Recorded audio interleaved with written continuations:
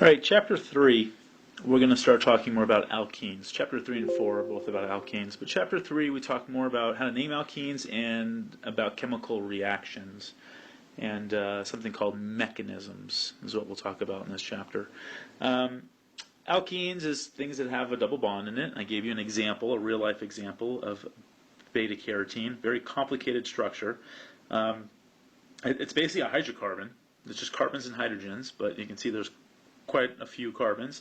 A lot of alkenes. This is what's called a conjugated system. We'll talk a little bit more about this later on, but conjugated basically means you have a double bond followed by a single bond, then a double, then a single, then a double, then a single, then a double. So you can see you have a double bond here, and then you have a single bond right there, and then you have a double bond, and then a single, and then a double, and then a single, and then a double, single, double, single, double. That's conjugated. Conjugated molecules usually have a color associated with them. They absorb in the visible region. So beta-carotene, you probably can guess what color beta-carotene is. It is orange. All right, that's why carrots are orange. Just to kind of give you a real life example of a double bond. So first, let's talk about how to name alkenes. Most chapters now we're going to be starting with first how to name that particular compounds that have those functional groups. So first of all, these are now called unsaturated. We learned last chapter what saturated was. Unsaturated refers to not completely hydrogenated. That means you do not have the maximum number of hydrogens on your molecule. Hydrogenated. We figured out how we can figure out what the maximum number is. But if you have a double bond, and we'll learn if you're a triple bond, that's what's called an unsaturated. So your fats and oils, saturated versus unsaturated fats and oils. Saturated are mostly animal products, mostly the solids, lard. Those are completely saturated. Unsaturated is more of the vegetable oils. They're usually oils. Those are the unsaturated. Those are low, they are a little bit healthier for you. The reason is because we have enzymes that can break down things that have a double bond. If it's completely saturated, your liver really doesn't know what to do with it, so it just kind of stores it. So this is, a word that we've used a lot. You've heard of polyhydrogenated. Well, what they're doing is taking an unsaturated fat and hydrogenating it, meaning putting hydrogen across those double bonds, getting rid of some of the double bonds. Okay, that's why it's partially hydrogenated. Not all the double bonds have been hydrogenated, but a portion of them have. So that's where these words come from. Okay, so here your parent compound. So in naming, your parent chain must include the double bond. Include double bond. Okay, so it's the longest continuous chain that includes a double bond. That might not necessarily be the longest chain. So this is important this is kind of like the difference between last chapter and this chapter. Your longest chain might not be the chain that has double bond, but you have to use the longest chain that includes the double bond. Okay, so notice, technically the longest chain here would be 1, 2, 3, 4, 5, 6. Okay. However, your double bond is not part of that chain, so that is not your parent chain. You have to include the double bond. Okay, and you start at the end closest to the double bond. Okay, so I'm going to start counting here. So here's carbon 1, here's 2, here's 3, here's 4, here's 5. So that is my longest continuous chain. That includes the double bond. Start closest to the double bond. So that means this is a substituent. Okay? All the other rules are exactly the same as you learned. You alphabetically name the substituents. You have to put the number in front of it. So this would be 2-ethyl. Okay. Now, since this is a 5-carbon chain, it's a pent.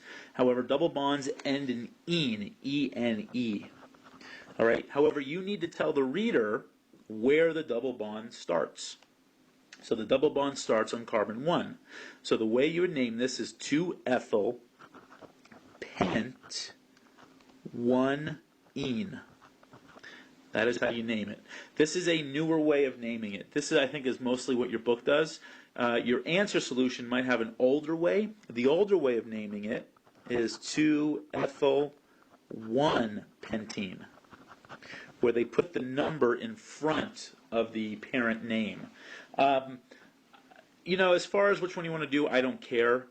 Just so you know, I might use them both. Most likely, I'm going to use this one because it's the newer way. They've changed it probably within the past 5 to 10 years.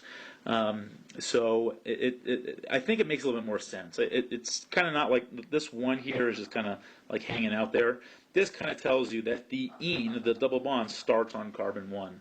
But I just want to make you aware that your book says one thing, the answer key says something else. You can do both. I don't care. You can do either one. I do not have a preference. But this way is the more correct way, and if you go on in other classes, that's probably the way that most other instructors will do. All right, you can have molecules that have more than one double bond. So what do you do with that? So let's look at this molecule. Start counting your longest chain with the double bonds. And start at the end closest to the substituent. So in this case, since you have a tie of your double bonds, you can start at the end closest to the substituent. So this is carbon 1, 2, 3, 4. So 2-methyl. Okay. Now this is what's called a diene because you have 2 double bonds. If you had 3, it'd be a triene. 4, tetraene. So that di, tri, tetra, penta, hexa, those come into play here as well.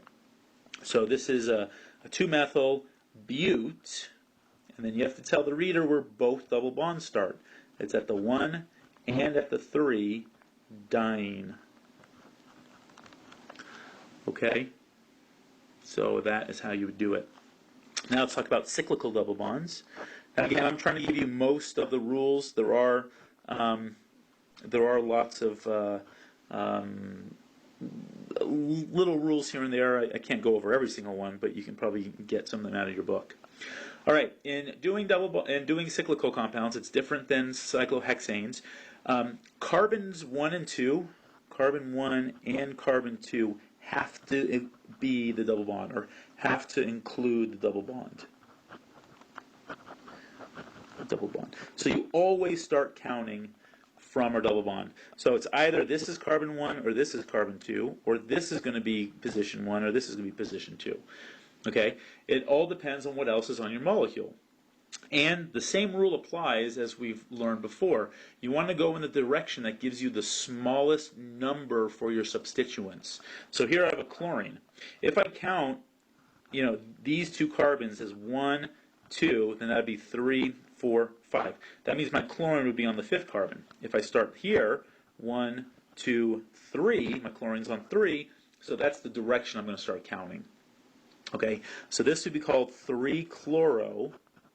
Now, you do not have to say 1-ene in this case because you always have the double bond at carbon 1 and 2. So it's redundant to say it because you don't need to. So it's 3-chloro-cyclohexene. That's it. Okay? So remember, your double bond is always carbons 1 and 2, and you always count it. You always count the direction that gives you the smallest number for the substituents. All right. Now, that's not always true. There always has to be an exception, right? Like let's say in this case.